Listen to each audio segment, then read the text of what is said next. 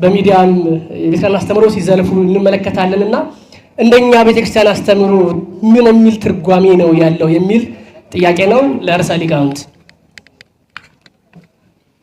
በስመ አብ ወወልድ ወመንፈስ ቅዱስ አሐዱ አምላክ አንድ አምላክ በሚሆን በአብ በወልድ በመንፈስ ቅዱስ ስም እንደምን አደራችሁ? እግዚአብሔር የተመሰገነ ይሁን። አሜን በሉ።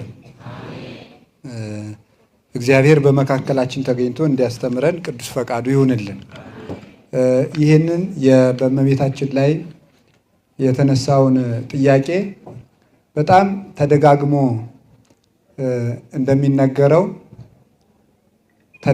እንደሚነገረው ያልኩት ራሴ ደጋግሜ የተናገርኩት አንድ ቃል ስላለ ነው። ሌሎች መምህራንም ይናገሩታል እና አንድ ሐሳብ አስቀድሜ ማንሳት ስለፈለኩ ነው።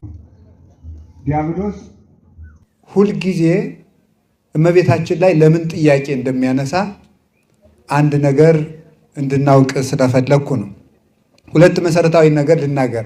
ለምንድነው ዲያብሎስ እመቤታችንን ሁልጊዜ የሚጠላት ሲባል ሶስት ሰይጣን የሌለው እመቤታችን ያላት ሶስት ነገር አለ። አንደኛው ሰይጣን የሌለው ትህትና የለውም። ፍጹም ትዕቢተኛ ነው። እግዚአብሔርን እስከ መተካከል ድረስ ያደረሰ ትዕቢት አለው። ትዕቢተኛ ስለሆነ እመቤታችን ደግሞ ፍጹም ትህትናን የተሞላች ናት። አባቶቻችን እንደሚናገሩት ጌታን ትጸንሻለሽ ተወልጃለሽ ተብሎ በተነገራት ጊዜ የምትወልጂው ከሶስቱ ቅዱስ ተብሎ ከሚመሰገኑት ከሶስቱ አካል አንዱን አካል ወልድን ትወልጃለሽ ተብሎ ተነግሯታል። ወአልቦ ማህለቅት ለመንግስቱ እንደ ሰሎሞን 40 እንደ ዳዊት 40 ዘመን ገዝቶ ከዳን እስከ ቤርሳቤህ በሰሜን እስከ ኤፍራጥስ በሌላውም ደግሞ እስከ ሶሪያ ድረስ በሚወሰን መንግስት የሚነግስ ንጉሥ ሳይሆን በግዛትም በዘመንም ወሰን የሌለውን ንጉሥ ተወልጃለች ተብሎ የምትወልደው ልጅ አምላክ እንደሆነ ተነግሯታል። ቅዱስ ገብርኤል እንደነገራት ሉቃስ ወንጌል ምዕራፍ 1 ላይ የምትወልደው ልጅ አምላክ እንደሆነ ተነግሯታል። ኤልሳቤጥ ደግሞ ዮሐንስን እንደጸነሰች ቅዱስ ገብርኤል ለእመቤታችን ነግሯታል። አሁን ኤልሳቤጥ የጸነሰችው ሰው የጸነሰችው ከባሏ ከዘካርያስ፣ እመቤታችን የጸነሰችው አምላክ የጸነሰችው በድንግልና። እንዲህ ያለ ትንቢት ሲነገራት ማሰብ የነበረባት ሰውኛውን ቢሆን ኤልሳቤጥ መታ እኔን እጅ ልትነሳኝ ይገባል ነበር።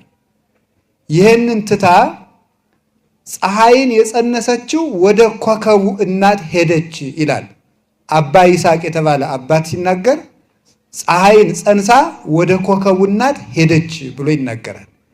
ይህ ፍጹም ትሕትናዋ ዲያብሎስን ያናድደዋል፣ ፈጽሞም ይጠላታል። እሱ ይሄ የለውምና ማለት ነው። እሱ ስለሌለው ነጋዴ ራሱ ስለከሰረ አያዝንም፣ ባልንጀራው ስላልከሰረ ነው እንጂ ይባላል። እሱ ይሄ ስለሌለው ዲያብሎስ ፍጹም የሚጠላት በዚህ ነው። ትህትና ሰውን ወደ ሰማይ ስታሳርገው፣ ትዕቢት ደግሞ ሰውን ከላይ ወደ ታች ትጥለዋለች።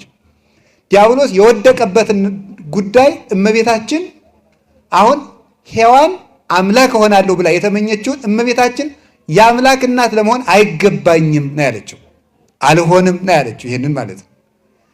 የአምላክ እናት እንኳን ነኝ ብላ እግዝእተ ኩሉ ነኝ ሳትል ነይ አመቱ ለእግዚአብሔር የእግዚአብሔር አገልጋዩ ገረዱ ነኝ ነው። ሔዋን አምላክ ነኝ አምላክ እሆናለሁ ያለችውን እቺ ደግሞ ዳግሚት ሔዋን አዲሲቱ ሔዋን እመቤታችን ግን ገረዱ ነኝ አለች። የሔዋንን የትዕቢት ግንብ ሰባብራ ጣለችላት ማለት ነው። ይህንን ዲያብሎስ ፈጽሞ ይጠላዋል። ዲያብሎስ ሁለተኛው ምንድን ነው ሲባል እርኩስ ነው። የረከሰ የጎሰቆለ ኃጢአትን እና ክፋትን ሁሉ የተመላ ነው። እመቤታችን ደግሞ ፍጹም ንጽሕት ናት። ለሰው ወገን ሁሉ የምታዝን በሰው መዳን የምትደሰት ናት። በዚህ ምድር ላይ ለራሷ በደረሰው ነገር እግዚአብሔርን አንድም የማማረር ጥያቄ ያልጠየቀች ፍጡር እመቤታችን ብቻ ናት። አንድም ቀን እንዲህ ይሟላልኝ እንዲህ ሆንኩኝ ያላለች ማለት ነው እሷ ብቻ ናት። ከነቢያትም ከሐዋርያትም ቅዱስ ጳውሎስ እንኳን መከራውን ዘርዝሯል። የሁሉ ደረሰብኝ የሁሉ ደረሰብኝ እሱን የሚያህል ሐዋርያ። እመቤታችን ግን ይህ ሁሉ ያልደረሰባት ፍጽምት ከተማ ናት። ዲያብሎስ ሙሉ ዘመኑን ሁሉ ክፋትን ያስባል። እመቤታችን ሙሉ ዘመኗ ሁሉ ንጹሕ ነው። አሁን የያዕቆብ መሰላል አለ። የያዕቆብ መሰላል ጫፏ ላይ እግዚአብሔር ተቀምጦባታል። ያቺ መሰላል እመቤታችን ናት። ከጫፏ ላይ ከመሰላሊቱ ጫፍ የተባለው የድንግል ማርያም ሕልውናዋ ነው። ከጫፉ ላይ እግዚአብሔር ተቀምጦበት ነበር ማለት የእመቤታችን ሕሊና ከእግዚአብሔር በቀር ሌላ ምንም አስቦ አያውቅም ማለት ነው። ስለዚህ ምን ተባለ? የእግዚአብሔር ከተማ ትባላለች ማለት ነው። ይህንን በማሰብ ይህንን ሲያስብ ዲያብሎስ ፍጹም ይበሳጫል። እሱ እንግዲህ እግዚአብሔር ያሳያችሁ መላ ዘመኑን ወይትሐከ ያለ እኪት ይላል ቅዱስ ዳዊት። ኃጢአትን የማይሰለቻት በቃኝ የማይል ማለት ነው። ክፋት ሰርቶ የማይታክተው ዲያብሎስና የእሱ ወገኖች ናቸው። ክፋትን ሙሉ ሌሊት ሙሉ ቀን ክፋት የሚጸንሱ ማለት ነው። ኃጢአትን ጸንሰው ኃጢአትን በግብር ወልደው የሚያሳድጉ ናቸው። ይሄ እሱ ስለሌለው እሷ ግን ስለሌላት ዲያብሎስ እመቤታችንን ይጠላታል። ሶስተኛ ደግሞ በጣም የሚያስደንቀው የሚንቃት ስትሆን የጣለችው እሷ ስለሆነች ይጠላታል። ምክንያቱም መጀመሪያ የጣላት ማንን ነው? የጣለ ሴትን ነው። አንድ አስደናቂ ነገር ልንገራችሁ።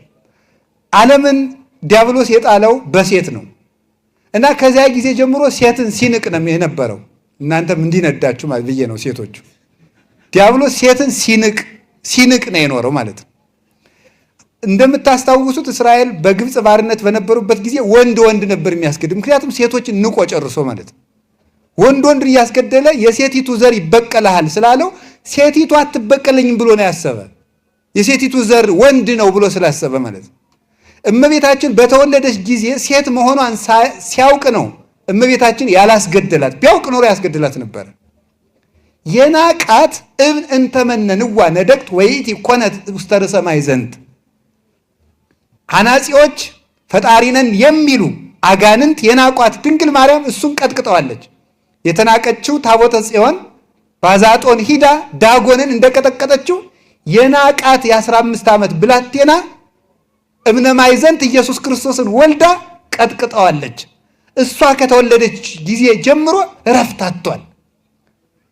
እሱ በደል በሌለበት ከተማ እየኖረ መያዝ ያልቻለውን ሕሊና ክፋት ባለበት ሕሊና ዓለም እየኖረች ያለ ክፋት የኖረ ሕሊና አላት። ይህ ያናድደዋል።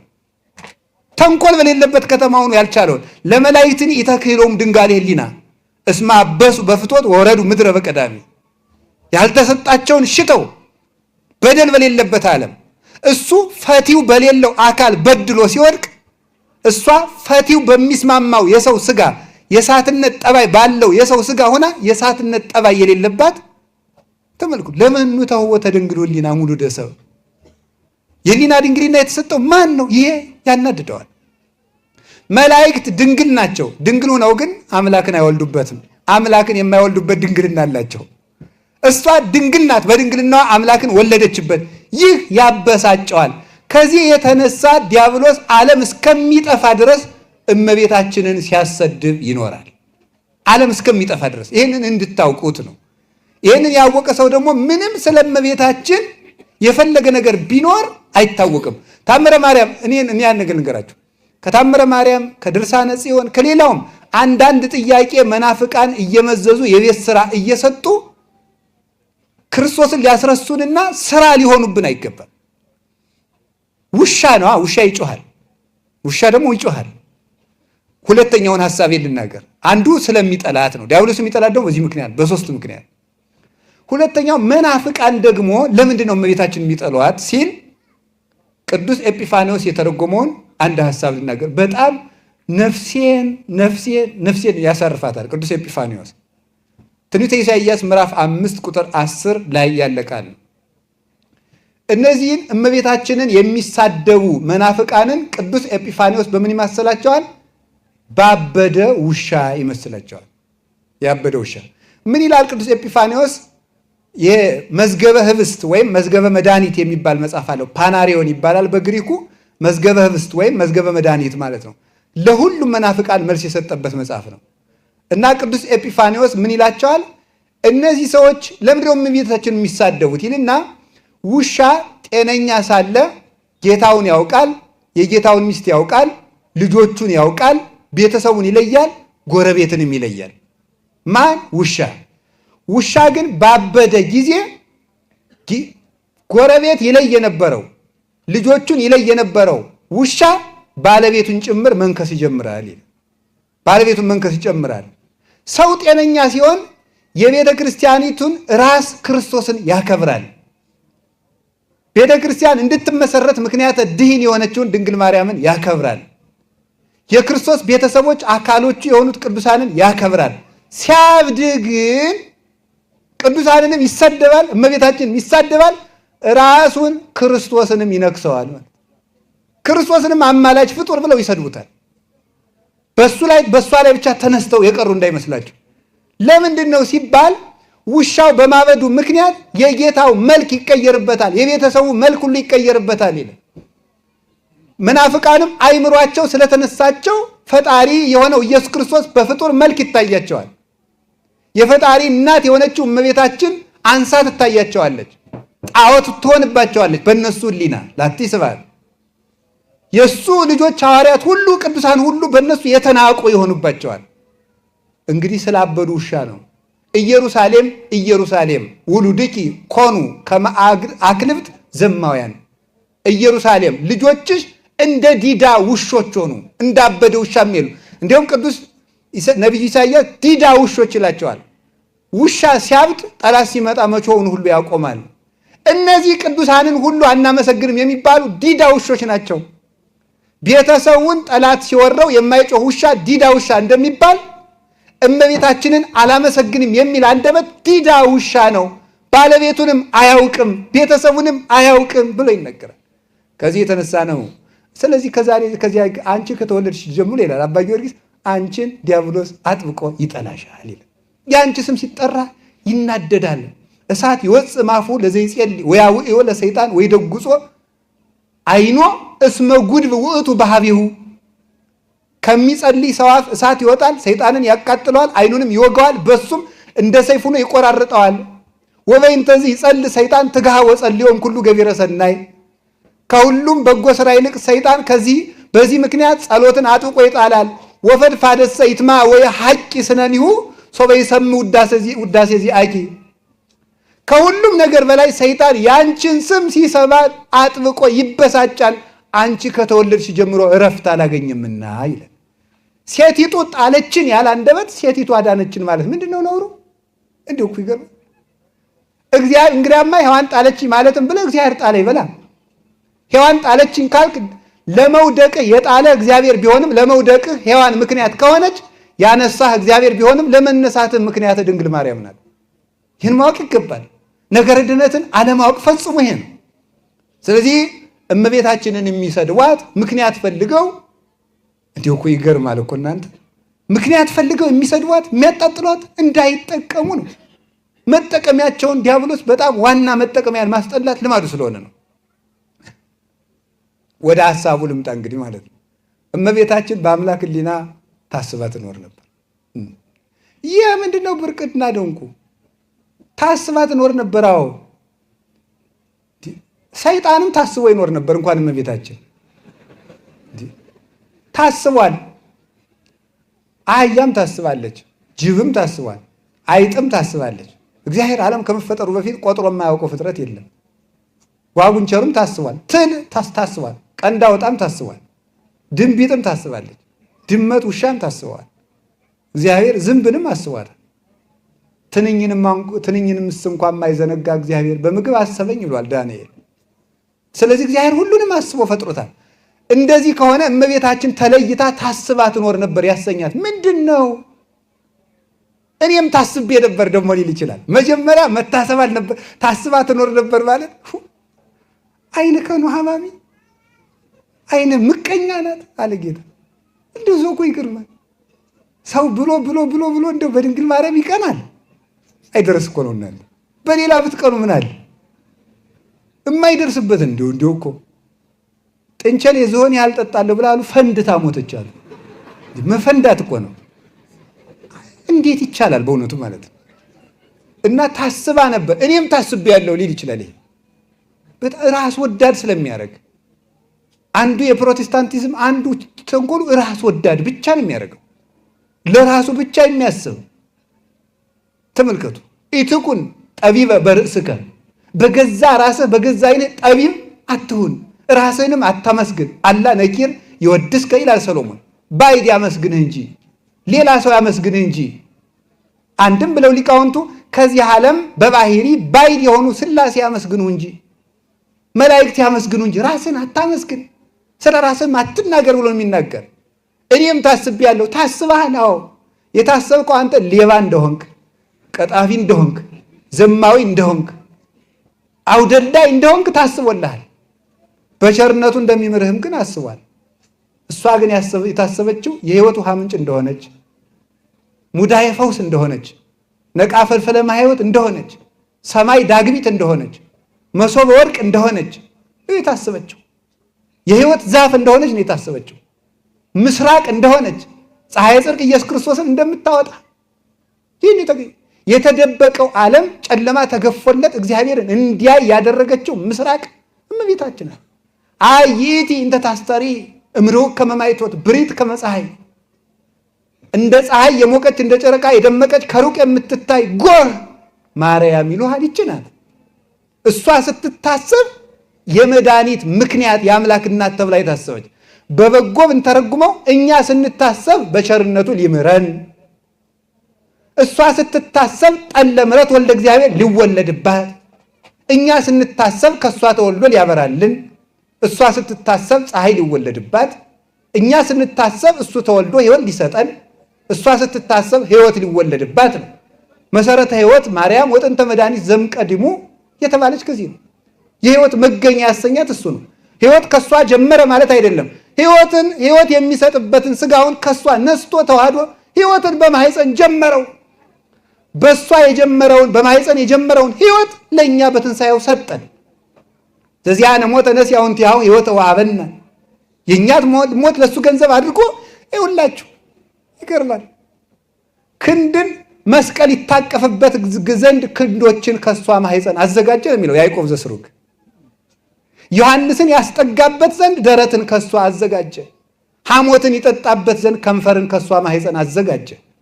ድነት ከእሷ ማሕፀን ጀመረ ያልነው እኮ ይሄ ነው። እጥፍ ብሎ እኮ የዕውሩን ዓይን ያበራበት ምራቅ ይዘጋጅ ዘንድ በእሷ ማሕፀን አድሯል። ይህንንስ ከመዘንጋት በላይ እስመ ሀገሩ እንዲሁ ይገርማል። ወይ በኢየሩሳሌምም ቢሆን አትማሉ ብሎ እስመ ሀገሩ ለንጉሥ አብይ፣ እስመ ሀገሩ ይእቲ ለንጉሥ አብይ፣ ለታላቁ ንጉሥ ለእግዚአብሔር ሀገሩ ናትና፣ አንድ ለዳዊት አንድ ለእግዚአብሔር ሀገሩ ናትና በኢየሩሳሌም አትማሉ ብሎ ማቴዎስ 5 ላይ ኢየሩሳሌምን ያከበረ እግዚአብሔር ክርስቶስ ሀገሩ ለንጉሥ አብይ በአማን ሀገሩ የሆነች ረቂቂቱን ከተማ እመቤታችንን የናቀ እንደምን አድርጎ ፍርድ ይገባው ይሆን? ስለዚህ እመቤታችን ታስባ ትኖር ነበር። እግዚአብሔር ዓለም ሳይፈጠር ያሰበውን በኢየሱስ ክርስቶስ ሰጠን ብሎ ቅዱስ ጳውሎስ ሁለተኛ ጢሞቴዎስ ምዕራፍ 1 ላይ ተናግሯል። ዓለም አስቀድሞ የመከረውን ቅድም እንደተማርነው በልጁ ገልጦ ሰጥቶናል። ስለዚህ አዳም ሳይፈጠር አዳም እንደሚስት ታስቧል። አዳም እንደሚስት ሲታሰብ አዳምን ሰው ሆኖ እንደሚያድነው አስቧል። አዳምን ሰው ሆኖ እንደሚያድነው ሲያስብ ሰው የሚሆንባትንም አስቧል። ስለዚህ የአዳም መድኃኒት ሲታሰብ ድንግል ማርያም ታስባለች። ጽንሰቱን ሲያስብ እሷን አስቧታል፣ ከእሷ ማሕፀን ይጸነሳልና። ልደቱን ሲያስብ አስቧታል፣ ከእሷ እንዲወለድ ያውቃልና። መጠመቁን ሲያስብ አስቧታል፣ ከእሷ በነሳው ሥጋ እንዲጠመቅ አስቧልና። ጾሙን ሲያስብ አስቧታል፣ ከእሷ በነሳው ሥጋ እንዲጾም አስቧልና። እንደሚሰቀል ሲያስብ ድንግል ማርያምን አስቧታል፣ ከመስቀሉ ስር እንደምትቆም አስቧታልና። ከጠፋንበት እንጨት ስር ሔዋን ነበረች፣ ከዳንበት እንጨት ስር ማርያም ነበረች። ያችኛይቱ ከእንጨት ስር ውላ አጠፋችን፣ ይችኛይቱ ደግሞ ከእንጨት ስር ቆማ ልጇ ተሰቅሎ ዳን። ይሄንን ለማጥፋት ነው ዲያብሎስ የሚቃወመው እና ታስባ ትኖር ነበር። ፍጥረት ሁሉም እመቤታችንን ለማመስገን ተፈጠረ። አዎ ተፈጥሯል። ፍጥረት ሁሉ ሰማይ ያመሰግናታል። ምን ብሎ ነው የሚያመሰግናት? እኔ ማለዳ ወጥታ ማታ የምትገባውን ፀሐይ አመላልሳለሁ፣ አንቺ የወሰንሽው ፀሐይ እንዴት ያለ ነው ብሎ ያመሰግናታል። ፀሐይ ጽድቅ ኢየሱስ ክርስቶስን ነው። የኔ ፀሐይ ይገባል፣ ያንቺ ፀሐይ ግን አይገባም ይላታል። እይጸልም ተመልከቱ ብርሃንኪ ወያርብ ፀሐይኪ፣ ብርሃንሽ አይጠልቅም ጨረቃሽ አይጨልም። እይታጸው አናቅጽኪ፣ በሮችሽ አይዘጉም ተብሎ የተነገረላት እመቤታችን ናት። እንዴት ያለውን ፀሐይ ወለድሽው? ደመናው ያመሰግናታል። እኔ የማንጠበጥበው ዝናብ ለቅጠል ነው እንጂ ለሰው ልምላሜ አይሰጥም። እንዲሁ ባለመልምም ፀሐይ መጥቶ ያደርቅብኛል። አንቺ ያዘንምሽው ዝናብ የሕይወት ዝናብ ክርስቶስ ግን ያለመለማቸው የማይጠወልጉ ዛፎች ናቸው። እንዴት ያለሽ ደመና ነሽ ይላታል። እንደምን ያለሽ ደመና ነሽ ብሎ ያመሰግናታል። ደመናው ቅዱስ ዮሐንስ አፈወርቅ እኮ ይናገራል። አይ ማር ለጉሮሮ ይጣፍጣል ለአፍ ብሎ ለምንድን ነው የሚጣፍጠው? መልሱ ሲናገር ለጉሮሮ ነው ለአፍ ነው? እስኪ ከጉሮሮው ላይ ማር ጣፍጦት የሚያውቅ ሰው አለ? እዚህ አካባቢ ይጣፍጣቸዋል? አይጣፍጥም አይደለ? ማር ከሆዱ ይጣፍጣል። አዎ ጡም ለጉሬ ነቢብክ አለ ቅዱስ ዳዊት። ቃል ለጉሮሮ ጣፋጭ ነው ያለ አለ ቅዱስ ዮሐንስ አፈወርቅ። የእግዚአብሔር ቃል ከውስጥ ስለሚጣፍጥ ነው አለ። ከውስጥ ነው የሚጣፍጠው። ለምን ነው የሚጣፍጠው አለ? አይ ይሄኛው ማር ከሚጠወልግ ጽጌረዳ ስለተቀሰመ ነው። የእግዚአብሔር ቃል ግን ከማይጠወልጉ ጽጌረዳዎች ከነቢያት ከሐዋርያት የተቀሰመ ነው። ስለዚህ ቃሉ የውስጥ ማር ነው። ስለዚህ በእመቤታችን ተወልዶ ያለመለመው እውነተኛው ዝናብ እስመ አቡክሙ ሰማያዊ ያዘንም ዝናመ ላዕለ ጻድቃን ወኃጥአን ላዕለ ሄራን ወእኩያን ተብሎ የተነገረለት ዝናምን ሥጋው ደሙን በእንቢተኝነት ቀረባችሁ እንጂ የሰማይ አባታችሁ ዝናብ ሥጋው ደሙን ለሕዝቡም ለአሕዛብም ሰጥቶ ነበር ተብሎ እንደተነገረ ማቴዎስ 5 ላይ ከሷ የዘነመው ዝናብ ምን ያደረገ ነው? ዓለምን ሁሉ ያለመለመ ነው። ለጽጌ ለፍሬ ለክብር ያበቃ ነው። መብረቅ ያመሰግናታል እመቤታችን። ላያመሰግን ነው? መብረቅ ሲወጣ አርግዘው የነበሩ ወይም ደግሞ እንቡጥ የነበሩ እጽዋት ይፈነድቃሉ፣ ያብባሉ። መብረቅ ክርስቶስ ሲወለድ ሰማይታት የሰማይትነት መነኮሳት የመነኮሳትነትን መዓዛ አብበዋል። አውያን ጸገይ ወውሃቡ መዓዛ ተብሎ ተነገረ። አውያን ጸገይ ወውሃቡ መዓዛ፣ ወይኖችም አበቡ ትርንጎም አፈራ። መኃልየ ሰሎሞን ምዕራፍ 2 ላይ ክርስቶስ ከመገለጡ የተነሳ ወይኖች ምዕመናን የምግባር የትሩፋት የምናኔን የቅድስናን ፍሬ አፈሩ። መብረቅ ክርስቶስ ስለተወለደ አብርቅ መባርቅቲከ እግዚኦ ወዝረወሙ ይላል ቅዱስ ዳዊት። መብረቅህን አውጣና በተናቸው። መብረቁ እኔ ብልጭ ብል እምበትነው ሰይጣን የለም፣ ካንቺ የተወለደው መብረቅ ግን አጋንንትን በታተናቸው። እንደምን ያለሽ መብረቅ ነሽ ብሎ ያመሰግናል። ልጇ መብረቅ እሷም ደመና ያመሰግናታል። ምድር ታመሰግናት። እኔ ሳልታረስ ያበቀልኩት ስንዴና ጤፍ ነበረ። እኔ ያበቀልኩትን የበሉ ሁሉ ይሞታሉ። አንቺ ግን ያለ ወንድ ዘር የወለድሽው የሕይወት ፍሬ ነው። ከአንቺ የተገኘውን ፍሬ የበሉ ሁሉ ለዘላለም ይኖራሉ። ምድር ሆይ አንቺ መልካሚቱ ማርያም ሆይ አንቺ መልካሚቱ ምድር ነሽ ብላ ምድር ማርያምን ታውቃታለች። ደመና ያውቃታል፣ ሰማይ ያውቃታል፣ መላእክት ያውቃታል። አስተርአየ ለመላእክት ተወሊዶ በሥጋ እስመ ኢርይዎ እምቅድመ ይኩን ሰብአ ይላል ቅዱስ ቄርሎስ ሲናገር። ሰው ከመሆኑ አስቀድሞ አይተውት አያውቁም ነበርና ሰው ሲሆን ከድንግል ማርያም ማኅፀን ተወልዶ አዩት። ዘያፈቶሙ ለመላእክት ከመ ያሐውፅዎ፣ መላእክት እያመሰግኑ ሊያመሰግኑት፣ እያዩ ሊያዩት ሲመኙት ይኖሩ ነበር። አይጠግቡትም፣ አይተውት አያውቁ። ዓለም ከተፈጠረ ጀምሮ ወይመስሎሙ ከመ ዘወደስዎ መጠነ መንፈቀ ለሰዓት እማመ ተፈጥረ ዓለም እስከኔሁ። ዓለም ከተፈጠረ ጀምሮ እስከ ዛሬ ድረስ አመስግነውት የሰዓቲቱን ሩብ ከአራት ከፍለው ያችን ያህል እንኳን ያመሰገኑት አይመስላቸውም። ሲመኙት የነበሩትን ጌታ ያሳየቻቸው እመቤታችን ናት። ስለዚህ መላእክቱ መጽሔተ ሃይማኖትን ብለው ያመሰግኗታል። እግዚአብሔርን ያየንብሽ በብርሃን መነጽር እያየን ፈርተን በክሌ ክነፍሲሆሙ ይከድኑ ገጾሙ እንደተባለ በሁለት ክንፋችን ፊታችን በሁለት ክንፋችን እግራችን ሸፍነን ፈርተን የምንቆመውን ጌታ በዓይናችን እንድናየው ያደረግሽን አንቺ ነሽ ብለሽ መላእክት ያውቋታል። ስለዚህ ነው እሷ ካለችበት ሁሉ መላእክት የመጡት። እህትነ ነያ ብለው አመስግነዋታል። አንቺ ነይ ወደኛ ነይ በንጽህና የምትመስልን። ሰውም እኮ እናንተ በሌላ ሀገር ሄዶ እንደው አንድ ዘመዱን እዚያ ሲያገኝ ደስ ይለዋል። መላእክትም በስደት ሀገር የሚመስል በሌለበት ዘመድ በሌለበት ሀገር አንድ የሚያውቁት ሰው ሲገኝ ደስ ይላል። አውቃለሁ እኮ ይባላል። መላእክት ኃጢአተኛ በበዛበት ዓለም አንድ በንጽህና የምትመስላቸው ዘመድ ድንግል ማርያምን አገኙ። የዚያን ጊዜ እህትነ ነያ እያሉ አመሰግኗት። ያውቋታል፣ ያመሰግኗታል። ዘመዳቸው ናት፣ የንጽህና ዘመዳቸው ናት። ንጉሡ ለተቀመጠበት መንበር እጅ የማይነሳ ወታደር ማን ነው? ያንን መንበር ከቦ የማያመሰግን የማያረግድ እጅ የማይነሳ ሰራዊት አርበኛ ማን ነው? ንጉሠ ነገሥት ኢየሱስ ክርስቶስ ላደረባት መንበር ለድንግል ማርያም እጅ የማይነሳ የክርስቶስ አርበኛስ ማን ሊሆን ይችላል? ከዳተኛ ላዊ ከመሆኑ በስተቀር። ስለዚህ እመቤታችን አዎ ፍጥረት ሁሉ ሊያመሰግናት ተፈጥሯል። የሚያመሰግናት ግን ፈጣሪ ብሎ አይደለም፣ የፈጣሪያችን እናት ብሎ ነው። እስኪ የፈጣሪ እናት በሉ፣ የፈጣሪያችን እናት በሉ። አባ ጊዮርጊስ የሚለው ነው።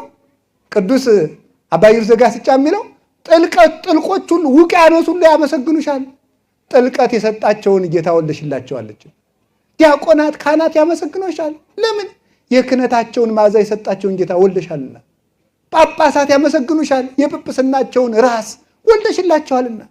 ሰማዕታት ያመሰግኑሻል። ለምን? ደመ ሰማዕታትን ተቀብሎ አክሊል የሚያቀዳጃቸውን ጌታ ወልደሽላቸዋለችና። ነቢያት ያመሰግኗታል። ትንቢታቸው በእነሱ ስለተፈጸመ በእሷ ስለተፈጸመ ተፈጸመ ተስፋው በማርያም ድንግል ወበቀራንዮ ተተክለ መድኃኒት መስቀል ተስፋቸው። ስለዚህ ነው ነቢያት ትንቢትን አበቀሉት። ጎመራ ተመልከቱ፣ ከድንግል ማርያም መከር ሁዶ ተሸከፈ ማይረረ ትንቢት ማርያም ዘመነ ጽጌ እንግዳ ያሰኛት ይሄ ነው። እሷ መከር ሆነ ጊዜ ገሚድ በፃ ቆርጠን እሸቱን በላን ጠጣን። አሁን ራባችን አበቃ። ነቢያት የቀጠሩት የአዝመራ ቀጠሮ በድንግል ማርያም ደረሰ። እመቤታችን የማያመሰግን ፍጥረት የለም ከዲያብሎስና ከልጆቹ በስተቀር። የእመቤታችን መልኳ የአምላክን መልክ ይመስላል ይመስላል። ኧረ ጎበዝ ተው፣ እንደው እኮ ይገርማል ማለት ነው። እግዚአብሔር ራሱን ዝቅ አድርጎ በዶሮ መስሎ አሁን በድንግል ማርያም የሚመስል ይከፋዋል። እግዚአብሔር ያሳየችው ኢየሩሳሌም እንተ ትቀትሎሙ ለነቢያት ወትወግሮሙ ለሐዋርያት ሚ መጠነ ፈቀድኩ አስተጋብኦሙ ለውሉድኪ ከመ እንተ ታስተጋብ ዶርሆ እጎሊሃ ታይተክነፊሃ። ክርስቶስ ራሱን በዶሮ መስሎ ማለት ነው። ዶሮ ጫጭቶቿን እንድትሰበስብ ልጆችሽን ልሰበስብ ነበር። አሁን እግዚአብሔር በዶሮ ተመሰልኩ ብሎ ከፋው መና። እንዲሁም አምላክ እንዲሁ ነውር እኮ ነው እንዲሁ በእውነቱ ማለት ነው። እግዚአብሔር በዶሮ ራሱ ዝቅ ብሎ አሁን ድንግል ማርያምን ይመስላል ስንለው ሊቆጣ እሱ እንኳን ድንግል ማርያምን ይመስላል ክርስቶስን ይመስላል ብንለው ጳውሎስ እኔን ይመስላል አላለም? እኔ ክርስቶስን እንደምመስል እኔን ምሰሉ ብሎ እኔን ጳውሎስን ይመስላል ካለ የጳውሎስን ጌታ የወለደችው ከቅዱስ ጳውሎስ ታንሳለችን? እግዚአብሔር እንደደም አምላካችሁ እግዚአብሔር እሳት ነው ተባለ። እሳት ነው። እግዚአብሔር በእሳት ስንመስል እፍ ስንለው በትንፋሽ ከሚጠፋ በውሃ ከሚቀዘቅዝ በእሳት ሲመሰል ያልከፋው እግዚአብሔር በማትጠፋው መቅደስ በድንግል ማርያም ብንመስለው ይከፋዋልን? አይከፋውም። በሚበድል በአዳም ሲመሰል ከፍቶታል? አልከፋውም። ሰውን ባሪያችን በአምሳላችን እንፍጠር ብሏልና። ነገር ግን እንደው ከሰው ተለይቶ የእመቤታችን መልኳ የአምላክን መልክ ይመስላል ያሰኛት ምንድን ነው ሲባል ጠባይዋ ንጹህ ነው። የእመቤታችን ጠባይዋ ንጹህ ነው። አልብኪ ነውር ወይም እንትን ይበላይ ልኪ ምንም ነውር ነቀፋ ያልተገኘባት ነው። እንደሷ ያለ ፈጽሞ በእውነት የለም። ነውር ነቀፋ የሌለባት እግዚአብሔርን በንጽህና በቅድስና እንዲሁም ማድረግ ንገራችሁ። አሁን ልብ ብላችሁ ስሙ። እግዚአብሔር ሰውን ለማዳን ቀጠሮ ቀጥሯል። ሰው ማለት ፍጹም ማለት ነው። ባጭር ቃል የሰው ትርጉሙ ሰው ማለት ፍጹም ማለት ነው። ጥያቄው 4 ጥያቄ ስለጠየቀኝ ነው። እሺ ሰዓት የፈጀውብህ 4 ጥያቄ በአንድ ጊዜ ጠይቀህ እኔ እንግዲህ የማደርገው ነገር የለኝም። ስለዚህ እና እግዚአብሔር ሰውን ለማዳን ፈልጓል። ሰው ማለት ፍጹም ነው። አሁን ልብ ብላችሁ ስሙ። ሰውን ለማዳን እግዚአብሔር ሰው መሆን አለበት። ለምን?